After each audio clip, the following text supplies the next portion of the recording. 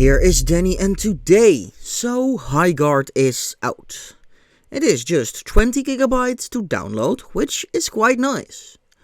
But then there is the game itself. I played a total of 4 rounds and a tutorial. And yeah, the mouse input for me feels horrendous. And a good amount of people echo the same feeling. Dude, it's so hard to aim.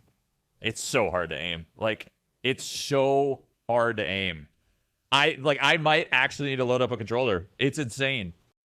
Gunplay is the least inspiring thing I've ever seen, with basically no recoil. The graphics are nice, like here driving through the snow. The performance, however, not so much. Welcome to Unreal Engine. So, what happens in the game? Your team of 3 chooses a base that you have to defend, by buffing up the walls and making sure they don't destroy your 2 generators. Because if those are gone, it is over. Well, you have to attack the enemy base, that, just like yours, is protected by a big shield dome. That requires a special duty key to get through. That spawns somewhere on a pretty big map. In this game, it is a sword that you have to bring to the enemy base, put it in a wall, and then a battering ram comes.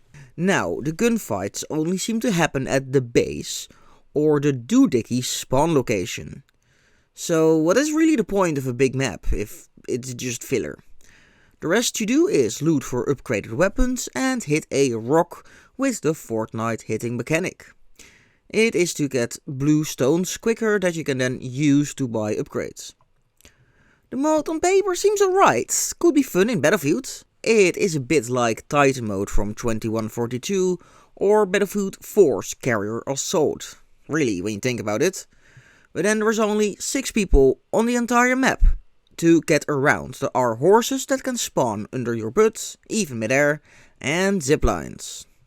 Spawning is pretty generous, because if for example you died during a raid as an attacker, so when you put the doohickey in the wall, it allows you to spawn in front of the enemy's base, inside the big towery thing, which is a battering ram. So at least you don't have to ride all the way through the big open and empty world. Also, when you are on the other side of the map and your base gets attacked, you can just teleport back towards your spawn, which is also quite nice. I should probably also mention something about the characters as well. It is a hero shooter, obviously, who each got their own ability. One can bounce like a tiger, the other one can go invisible and throw throwing knives. As an ult, there is someone with a bird who can scan for enemies and someone who call in AI friends to help. It is the usual bunch. The Battle Pass is free at the moment, which is nice of them. Playing gives Battle Pass points, you need to spend an X amount of those to get to the next page. No idea if the Battle Pass runs out or if it gives spent coins back once they're required, like every other Battle Pass basically has. Overall, yeah, it's not that much fun, honestly. Try it out for yourself, it's only a small download and it is free to play. Maybe you like it, I personally didn't. The game peaked at about 97,000 players, but then instantly went into a freefall to 37,000 currently. What will happen over the weekend is probably the direction where the game will go. But I don't believe it has a lot of lags. I also have a little bit of random, unedited gameplay with audio at the end. But yeah, play the game for yourself if you want, it is free.